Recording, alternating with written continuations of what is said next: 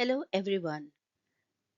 Neuropsychology classes के series में आज हम नर्वस सिस्टम को न्यूरोसाइकोलॉजिकल पर्सपेक्टिव से अंडरस्टैंड करने की कोशिश करेंगे। नर्वस सिस्टम ह्यूमन बॉडी का एक कॉम्प्लेक्स नेटवर्क है जो ह्यूमन बीइंग के actions, thoughts, feelings and behaviour को अ, समन्वय करता है। न्यूरोसाइकोलॉजी में इसके स्ट्रक्चर और फंक्शन को समझना इम्पॉर्टेंट है ताकि ब्रेन के फंक्शंस को कॉग्निशन और बिहेवियर से जोड़ा जा सके।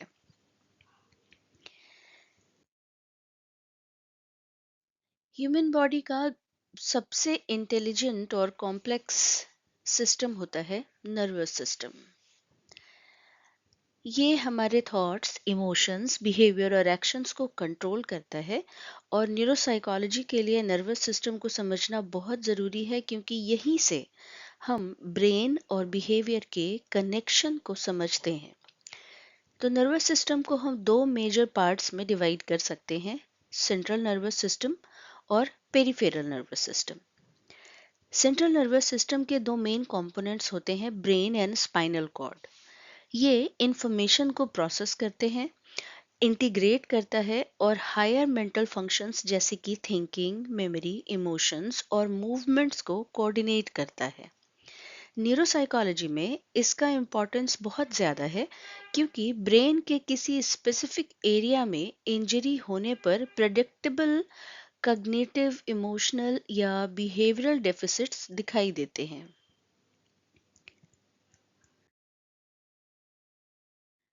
Peripheral nervous system. Peripheral nervous system में सेंट्रल नर्वस सिस्टम के बाहर के सभी नर्व्स आते हैं, जैसे क्रैनियल नर्व्स, स्पाइनल नर्व और गैंग्लिया। इसका मेन काम होता है सेंट्रल नर्वस सिस्टम को muscles, organs and sensory receptor से कनेक्ट करना। पेरिफेरल नर्वस सिस्टम के दो सब डिविजन्स होते हैं, सोमैटिक नर्वस सिस्टम जो वॉल्यूंटरी मूवमेंट्स और सेंसरी इनपुट जैसे टच और बॉडी पोजीशन को कंट्रोल करता है। ऑटोनॉमिक नर्वस सिस्टम जो इनवॉल्यूंटरी फंक्शंस जैसे हार्ट रेट, डाइजेशन और स्ट्रेस रिस्पॉन्स को रेगुलेट करता है।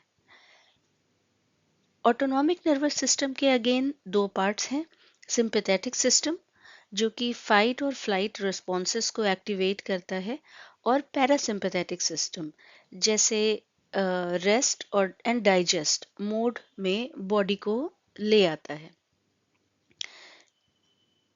न्यूरोसाइकोलॉजी में देखा गया है कि autonomic dysfunction, emotional disorder, PTSD और न्यूरोलॉजिकल इलनेस के साथ एसोसिएटेड होता है।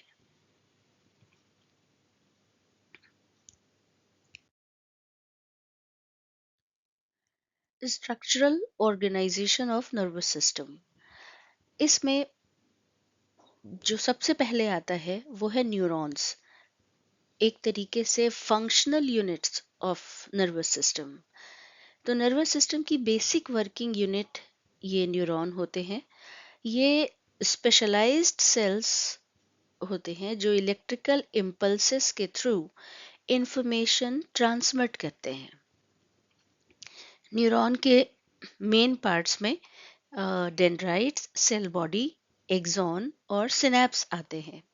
डेंड्राइट्स का काम है इंफॉर्मेशन को रिसीव करना, सेल बॉडी और सोमा का काम है सिग्नल्स को प्रोसेस करना, एक्सॉन सिग्नल्स को आगे ट्रांसमिट करता है और synapse neuron to neuron communication का एक जंक्शन पॉइंट है। न्यूरोसाइकोलॉजी के लिए ये बहुत इम्पॉर्टेंट है समझना क्योंकि स्पेसिफिक न्यूरोनल सर्किट्स के डैमेज से स्पेसिफिक कॉग्निटिव फंक्शंस अफेक्ट हो जाते हैं, जैसे हिप्पोकैम्पस एरिया डैमेज होने से मेमोरी प्रॉब्लम्स होती है। ग्लियल सेल्स, इसको एक तरीके से सपोर्ट सिस्टम कहेंगे। ग्लियल सेल्स न्यूरॉन को सपोर्ट करती है, न्यूट्रिशन, प्रोटेक्शन और इंसुलेशन प्रोवाइड करती है।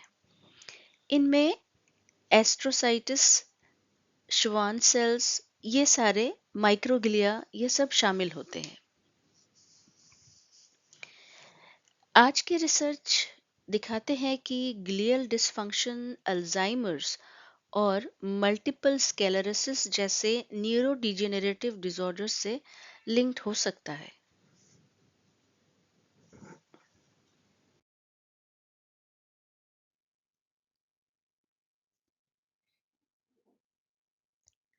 Brain divisions and functions.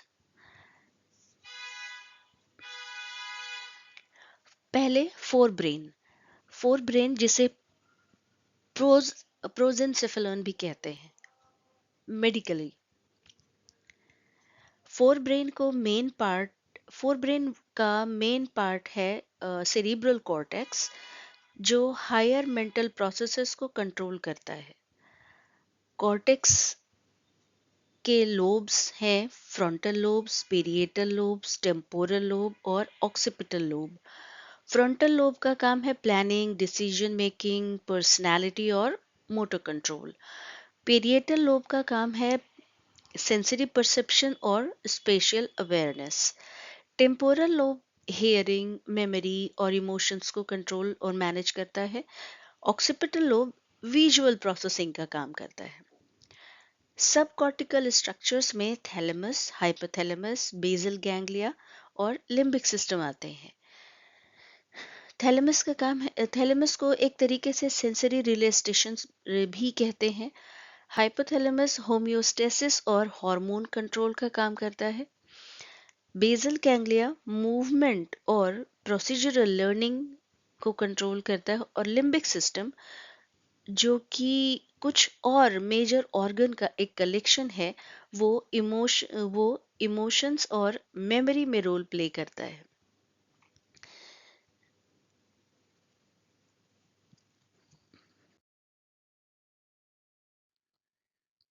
Mid brain visual और auditory reflexes, arousal and movement control करता है। यहाँ इंपॉर्टेंट स्ट्रक्चर्स होते हैं जैसे सुपीरियर कॉलिकुलस विजन को देखता है, इंफीरियर कॉलिकुलस हियरिंग को देखता है एंड सबस्टेंशिया निग्रा जो डोपामाइन प्रोडक्शन में रोल प्ले करता है। हाइंड ब्रेन में पॉन्स, मेडुला और सेरेबेलम आते हैं। पॉन्स स्लीप और रेस्पिरेशन रेगुलेट करता है। मेडुला हार्ट बीट और ब्रीदिंग जैसे लाइफ सस्टेनिंग फंक्शंस को कंट्रोल करता है। सेरेबेलम बैलेंस, कोऑर्डिनेशन और मोटर लर्निंग में हेल्प करता है। इस एरिया की इंजरी से एटेक्सिया, मोटर प्रॉब्लम्स और ऑटोनॉमिक डिसफंक्शन हो सकता है।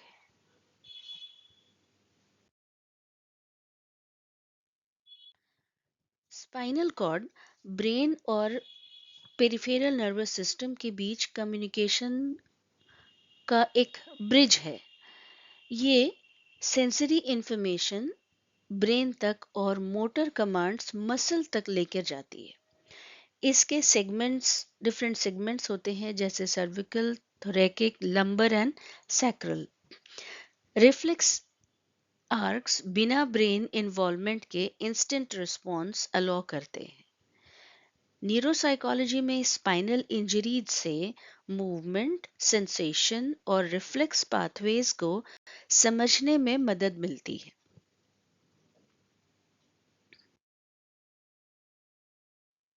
Neurotransmitters and behaviour. न्यूरॉन्स के बीच कम्युनिकेशन न्यूरोट्रांसमीटर्स के थ्रू होता है। इम्पॉर्टेंट न्यूरोट्रांसमीटर्स जो कि हम न्यूरोसाइकोलॉजी के फील्ड में समझते हैं वो है एसिटिलकोलिन, जिसका रोल मेमोरी एंड अटेंशन में होता है। डोपामिन, जो रिवॉर्ड सिस्टम और मूवमेंट के लिए काम करता है। सेरोटोनिन, जो मूड और स्लीप मैनेज करता है, रेगुलेट करता है। गाबा, जो कि एंजाइटी और अदर इनहिबिटरी कंट्रोल करता है। ग्लूटामेट, जो लर्निंग एंड मेमोरी में रोल प्ले करता है। ये इनहिबिट ये एक्साइटेटरी सिस्टम है, बाकी गाबा इनहिबिटरी सिस्टम है। ये अलग अलग इनहिबिटरी और एक्साइटरी सिस्टम या रोल प्ले करते हैं। इनके इम्बैलेंसेस से डिसऑर्डर्स डेवलप हो जाते हैं, जैसे पार्किंसंस, डिप्रेशन और एपिलेप्सी।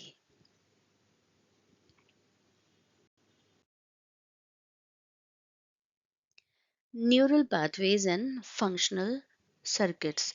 सेंसरी पाथवेज बॉडी से ब्रेन तक इंफॉर्मेशन ले जाते हैं। मोटर पाथवेज ब्रेन से मसल्स तक सिग्नल्स भेजते हैं। कग्निटिव सर्किट्स जैसे कि prefrontal cortex, basal ganglia, thalamus loop executive functions को रेगुलेट करते हैं। ये पाथवेज न्यूरोसाइकोलॉजिस्ट को डेफिसिट के सोर्स आइडेंटिफाई करने में मदद करते हैं।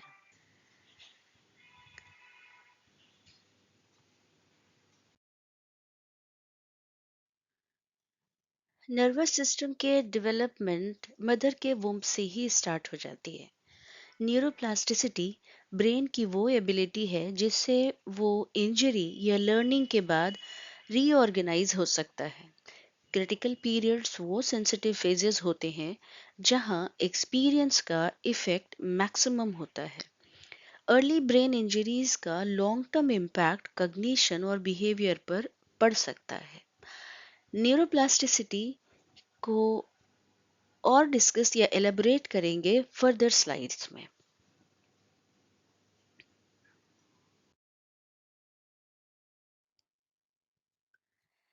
नर्वस सिस्टम की अंडरस्टैंडिंग न्यूरोसाइकोलॉजिस्ट्स को कुछ चीज़ों में हेल्प करती है, जैसे डिसऑर्डर डायग्नोस करने में, ब्रेन डैमेज असेस करने में, रिहैबिलिटेशन प्लान करने में।